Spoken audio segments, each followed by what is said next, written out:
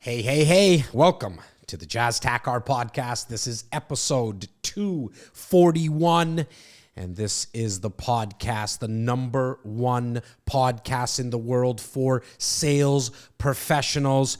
And don't take my word for it. If you're new to my world, I would love for you to leave me a comment wherever you're watching or listening to this, to my friends, family, and to my full community that's watching right now live on YouTube. You always get the opportunity to ask questions, which I will get to the answers at the end of the episode. For everyone who's listening while they're taking their dog for a walk or on the treadmill right now, share this episode if it was valuable with a friend, because I'm not charging for any of this content. But I'm going to jump right into today's episode because I wanted to, as I was talking to my crew, Clyde and Bo, a couple of days ago, and we were just thinking about, hey, what episode and what topic do we want to talk about? I said, listen, I really want to nerd out. I want to nerd out on the topic of metrics that you as a sales professional need to start tracking, because that is what's going to help you improve your performance over a long period of time, as well as in the short term. But that's not the only reason that you want to start measuring specific sales metrics. Now, there's a lot of fancy words around sales metrics.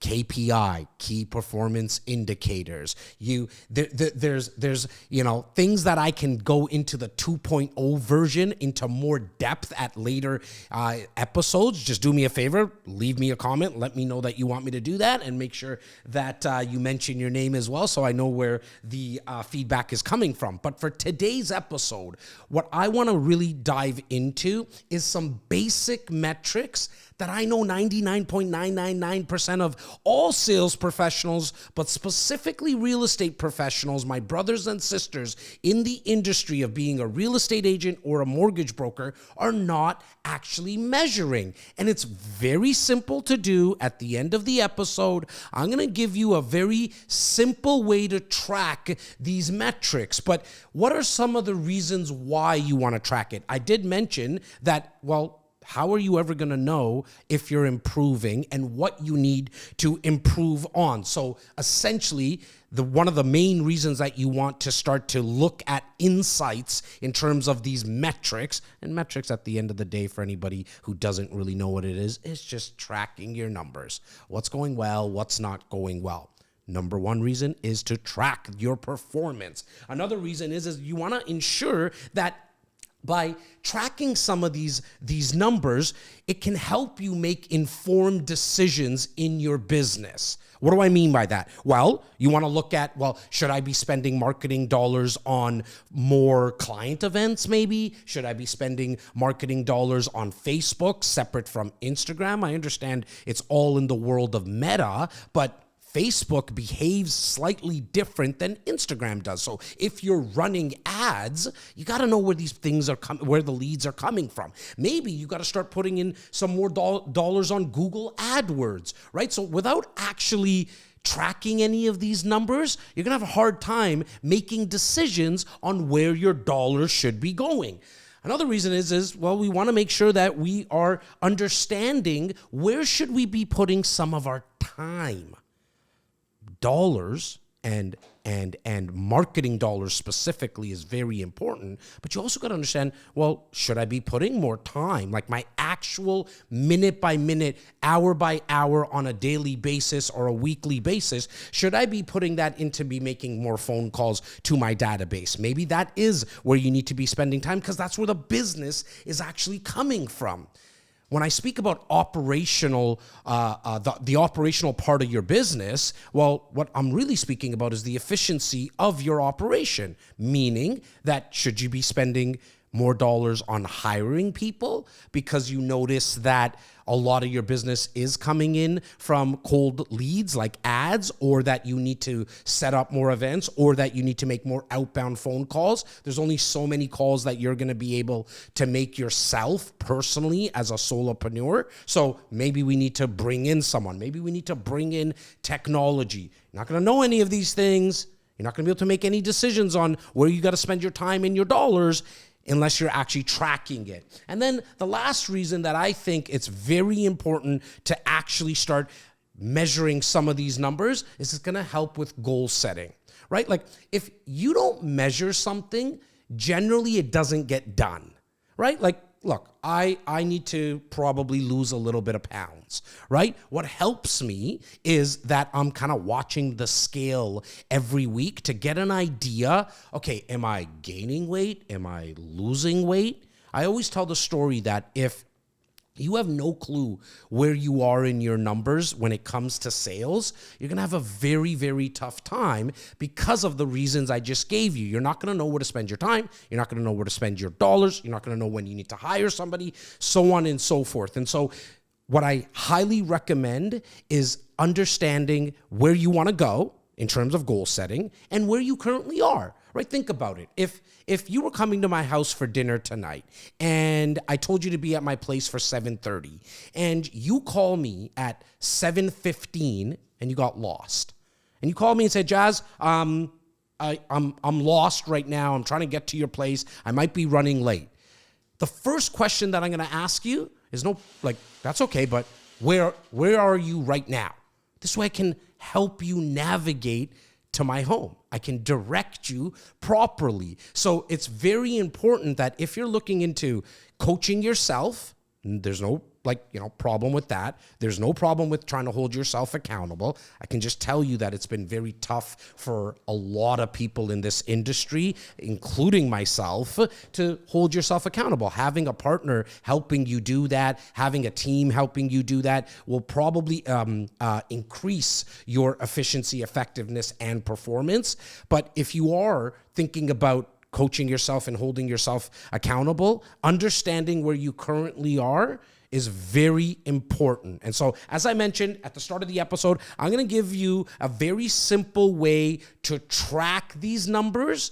And I'm also going to go in on exactly what numbers you want to track. But before I do that, I thought it would be very prudent and valuable to you guys if you understand what can actually happen when you're tracking your numbers. So I've been in the real estate industry now, and a lot of my friends and family know this, but for the guys and gals that are new to my world, you might not know this. I've been doing this for now coming up to 20 years, but I've been in sales, in the sales industry, for coming up to 30 years. So look, at the end of the day, this is going to be a recurring theme on the podcast, is that I would be an idiot after 30 years if I didn't pick up on some patterns. Patterns meaning what works well on the phones, what events to set up, where to spend some marketing dollars. But again, all that is always based on the fact that I'm tracking my numbers. I'm always understanding 5 to 6 numbers, how they're moving, they're improving, they're not, they're increasing the way that I want them to. Sometimes I want them to decrease certain ways, depending on which numbers which I'm going to go into. Now, I started the process of tracking numbers in a very focused way about 15 years ago in the real estate industry. Like the first 5 years, I was probably like someone like yourself right now who's watching or listening. You're like, dude, I just need to put some friggin' deals together to pay some bills. And I get that. I completely understand that. But unfortunately, that's more of a salesman or a saleswoman's job. It's not a business, because if you can't track it, as I mentioned earlier, what you measure will get done, and it also will help over a long period of time in terms of scalability, right? So meaning that when you hire someone and bring someone on board, and let's just say they're going to make the phone calls for you, they're going to put the ads up for you, you have something to compare it to because you've been measuring and tracking these numbers. So 15 years ago is when I started, and now in the last 6 years, I've had some team members that can help me do this. I'm going to give you a resource and a way to do this if you're on your own. You don't need to worry about having a team. In fact, it's why I wanted to speak about the measuring of sales metrics the way that I'm going to speak about it today in this episode, because I know a lot of you are on your own. And so I had to find ways for this episode to give you something that you could do by yourself, that you don't need to hire a bunch of people. So let's get started with what actually happened in my business 6 years ago. What started to happen, because I was tracking these numbers, I started to see an uplift in my performance. Why? Because I was able to compare to the year before, the month before, the week before. Side note, I'm going to let the cat out of the bag right now. If you're wondering how often you should measure it, unfortunately, setting a goal in January and not looking at that January 1st, obviously, as a New Year's resolution, and not looking at your numbers, you will not be able to stick with it.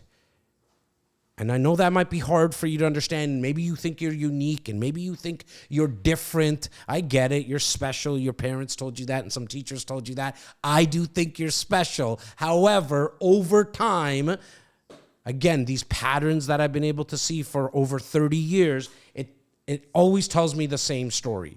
The fact that if you're tracking it on a yearly basis, these numbers, you're going to lose. It's going to be very tough to do this. So what I would recommend is don't track them yearly, don't track them monthly, track these numbers on a weekly basis. To do that, you have to schedule the time. I'm not talking about spending 5 hours doing this every week.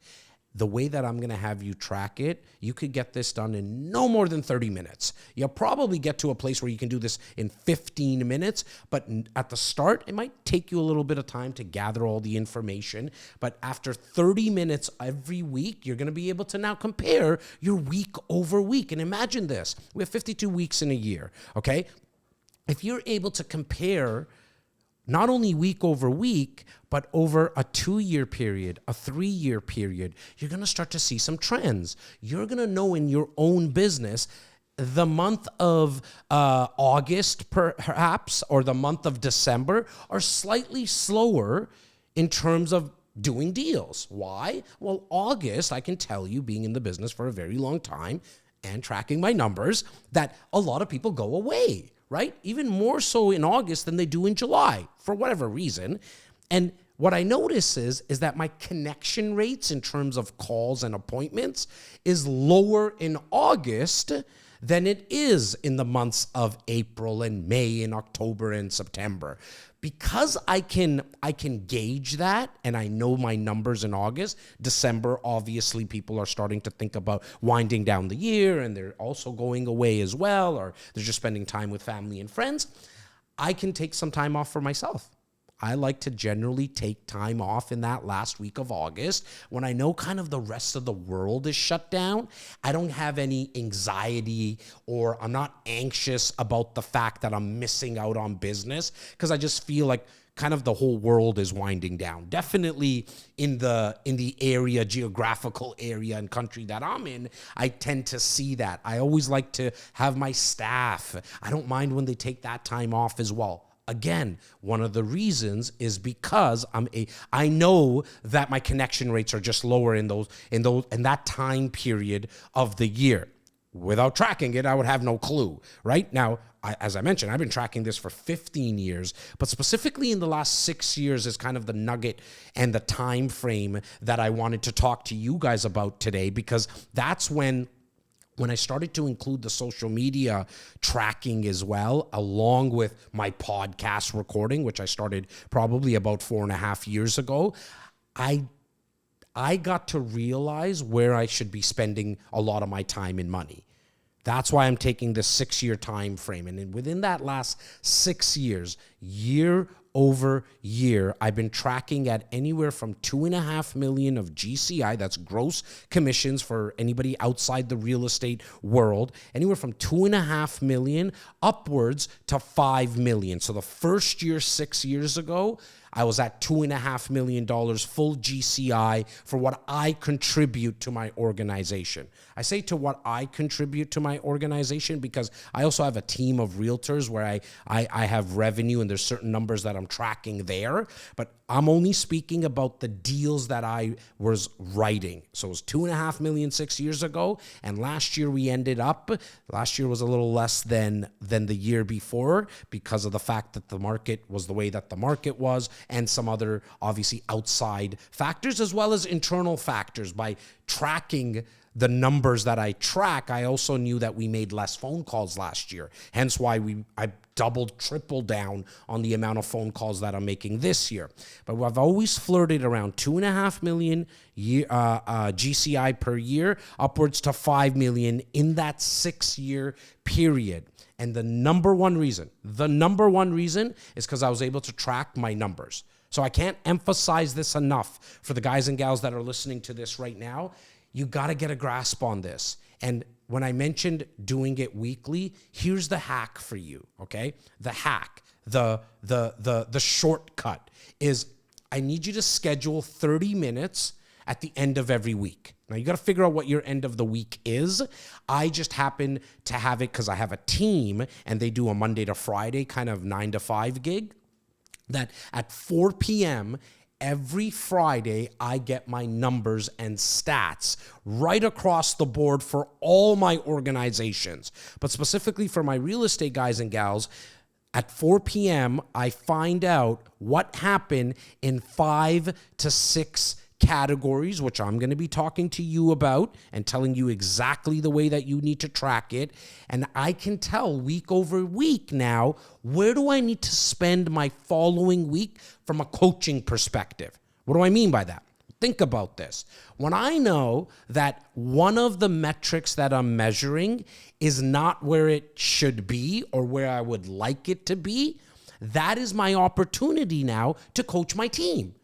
Because I know where the hole is. I know where the bottleneck is maybe. Maybe we have too many appointments. And I know that sounds weird, but that I just went through that. Where we had too many appointments, we didn't have enough people to actually take the appointments. And so I had to go find people to take those appointments, right?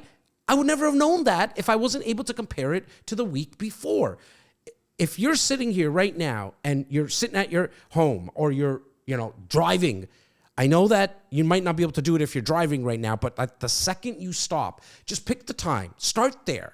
This is like very tactical for you. And it's something that I'm going to be doing a lot more through the podcast, which is making sure that I don't only give you strategy, which is very important, mindset stuff, but very tactical things that you can do right away. Sit down, look at your schedule, and pick a 30-minute slot that you're going to do every single week. And the event in your calendar, so in your Google Calendar where you put event type, I just want you to put tracking. That's it. Just put that in there for 30 minutes. It's the part of your week that you're working on your business and not in your business. You need to do this because if you're always working in your business, you're not going to be able to see the forest for the trees, right? Like you're always just chopping away at the tree with the axe, but you haven't sharpened the axe yet. And so the axe is going to get dull. The axe in this example is you because you're not sitting back and looking at it from a 30,000-foot view, looking at it being the business. You need to spend that time for 30 minutes to track your number. So it could be Friday at 4 p.m., the time that I do. It could be Friday at 10 a.m. I used to do 10 a.m. years ago. Just depending on my schedule, I had to change it. If you're someone who's like really good with this kind of stuff and you feel comfortable with a glass of, a cup of coffee in the morning on a Saturday morning while the kids are watching cartoons, that's the time that I want you to do this then. 30 minutes is when you're going to track your numbers. If it's not scheduled, guys and gals, it's not going to happen. I've been through this. I've been coaching realtors and mortgage professionals for a little over 3 years formally, informally for the last decade. I just know if you don't schedule it, you're not going to get to it. It's just going to be one of those things that's a good idea. And so here's the metrics now that I want to go into that you're actually going to be measuring, okay? In this exact order. I'm going to make it very simple. You'll hear other coaches, you'll hear other podcasts talk about a bunch of other KPIs, a bunch of other metrics, but to get started in a very simple way, you're going to use an Excel sheet, okay? You're going to use an Excel sheet and you're going to track these numbers and you're going to watch them. You're going to get all the data at that time period at Friday at 4 p.m. if that's what you chose. And then this is where you're actually you can't just collect the data. We got to put it into the Excel sheet. I don't want you to spend money on some type of software right now. I know there's fancy stuff out there, but just like everything else that I speak about, before we get fancy and sexy and make it look cool, let's just make sure we do it for a couple of weeks. It's like when people want to start a podcast, they wanted all the sexy mics and they wanted the Clydes and the Bose, and they're like, but what happened is they never got started. So let's just get started. You'll never make this perfect. Perfect doesn't exist. What's better than perfect is done. And I know I'm spending a lot of time with you guys talking about this because it's so important for you to understand that this is not something that you can keep pushing off. You're going to have to deal with the fact that you might not like some of the numbers you see every week, but at least we know what we're dealing with. And at least you know what you're dealing with when you know that the numbers are not where you want them to be. Because what's going to happen, guys and gals, is that the year's going to come to a close faster than the previous year. Like, think about it. How quick are years moving by? Right? Months and weeks feel like minutes at times, right? So we have to be able to sit down and track these numbers. Excel sheet, very simple. 5 metrics that I want you to cover that I've been doing and focusing on, primarily only on these. I have a bunch of others that I'm watching for as well, but here's the ones that I want you to add. I'm going to give you a bonus one as well that I just thought about as I was driving into the studio today. So, number 1, okay, in this exact order. Number 1 is I want you to track exactly how many appointments showed up, like how many appointments were made, so booked. How many appointments did you book on a weekly basis? The reason I say that's number 1 is because that is the lifeblood of your business. What's an appointment, though? Let's make sure that we understand that. An appointment for tracking purposes and this conversation today is when you're speaking to someone about possibly buying, selling, investing, or getting some type of refinancing or a mortgage. That is an appointment, not when you show a property, okay? That's not I know that's an appointment in your calendar, but for this tracking purpose and knowing your numbers and the sales metrics, the number one thing that when we're talking about appointments is the actual consultation. How many did you book in a week? And the reason I say it's the lifeblood of your business, because what you're selling, you need people. And to sell this high-ticket item and service that you have to sit down with them and have a consultation before they decide to do business with you, before they decide to get a property, sell a property, get financing, refinancing. So that's why that number 1 metric that we're talking about right now is appointments booked. Number 2 is appointments actually showed up to. So what I'm actually calling it here is appointments taken. Okay? You can use the word appointment or consultations. Number 1 is appointments booked. Number 2 is appointments taken. Because you might have booked 5 appointments in the week, but only 3 people showed up. Now, that's a pretty good show rate, mind you. It's about 75%. But now we also know that, okay, at times, if you see a pattern now over a 3-week period, a 5-month period, that you're always at 75%, one, you know that, okay, well, my show rate is 75%. But what you can also do is try to fix that 25% that is missing. Maybe it's an extra text message that goes out to the client 24 hours before to confirm the appointment. Side note, if you go to the dentist, you go to the doctor, you go to the eye doctor, you notice how you get appointment confirmations not only through an email, a text, as well as somebody calling from the front desk. Now, maybe you're not able to handle all of that because you're a solopreneur. That's okay. But we can start to add little technological advances, for a lack of a better word, things with technology that can automatically send that email, that can automatically send a text message. I'm going to keep going down this list. one by one. So number one is appointments booked. Number two is appointments taken.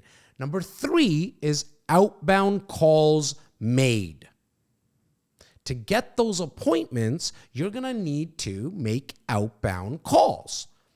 Now, I strongly recommend that you make your outbound phone calls pretty much at the same time every single week. And the reason is because then it's scheduled and it's not something that you're doing willy-nilly when I get to it, or 1 week, one day of the week, it's like, okay, I got to it and you got all pumped up and then you didn't do it the next day.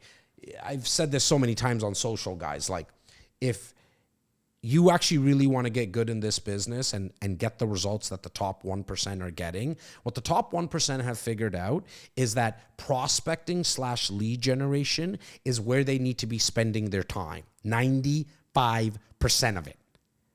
You heard me right. 95% of it, of their time on a weekly basis, is spent on lead generation and prospecting because they figured it out. Here's the sauce for everybody who's looking for the secret sauce to make more money in sales. Meet more people and focus all your time on meeting more people, and then someone else can always figure out how to get the deal done.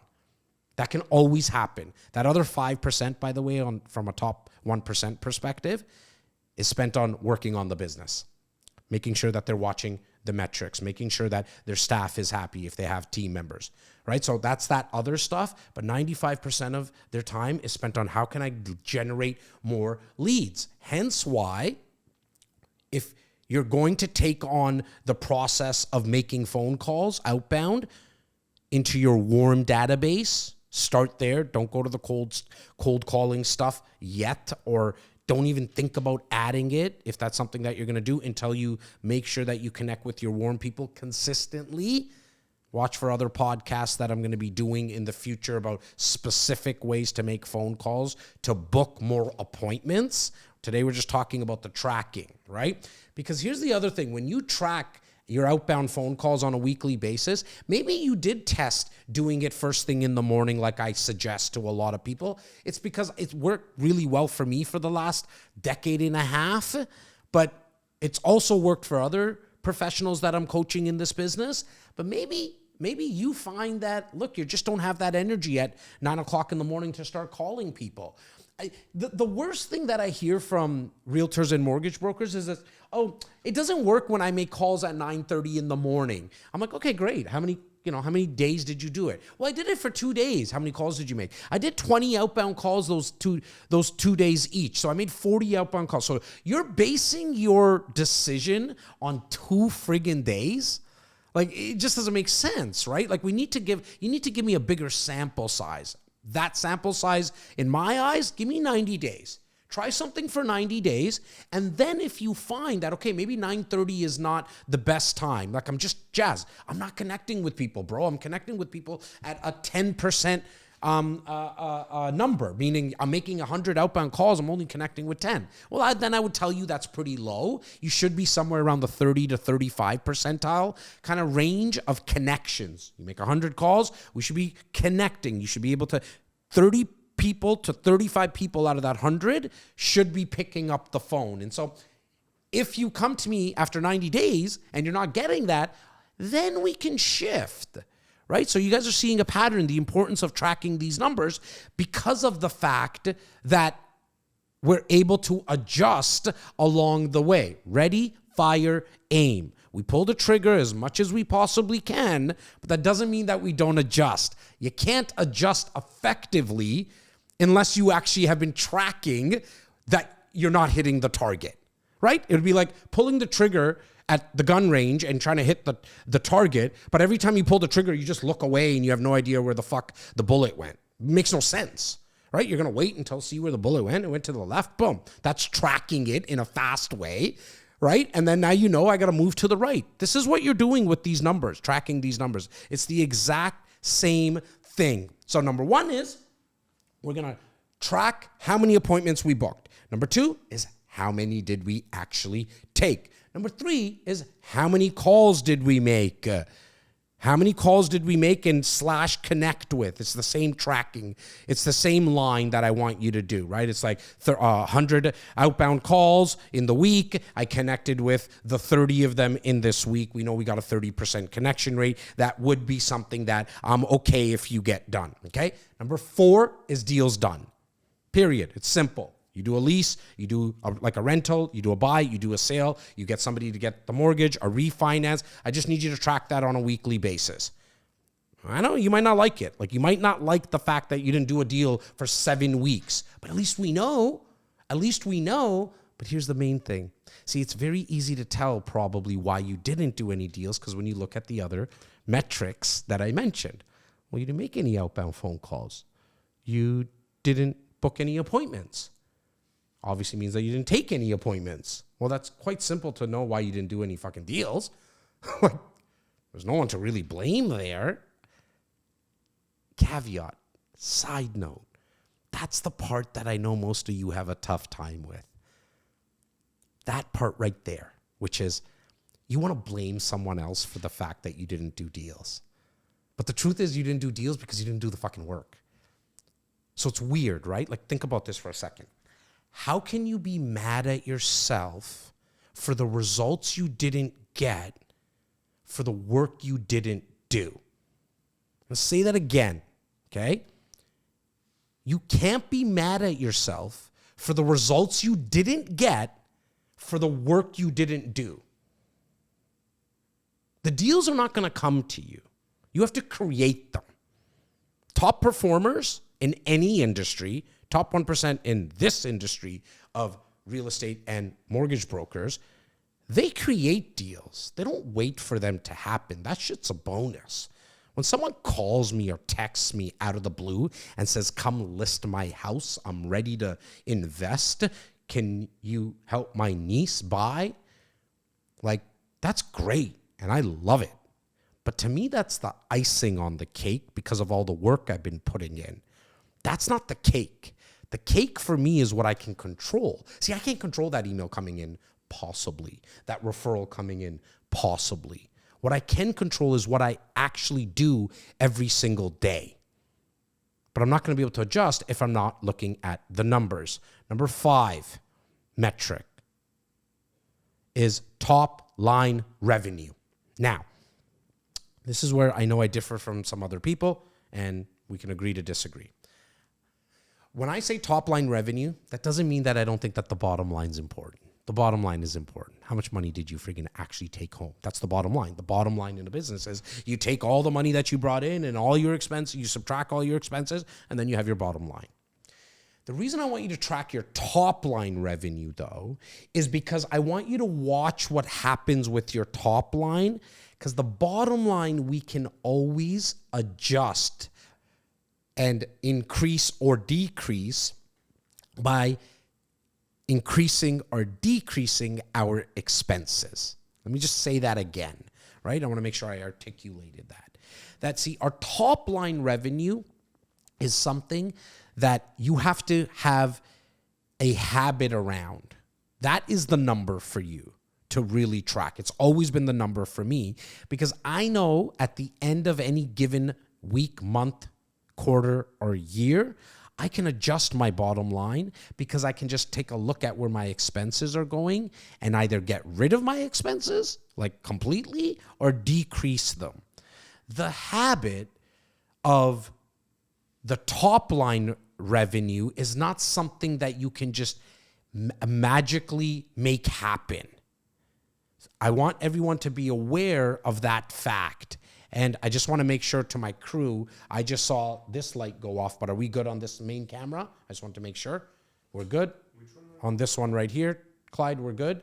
Oh, it's perfect? Awesome. I always like to just check because I can kind of see myself in there as well. Number 1 metric is appointments booked. Number 2 is appointments taken. Number 3 is calls made. Number 4 is deals done.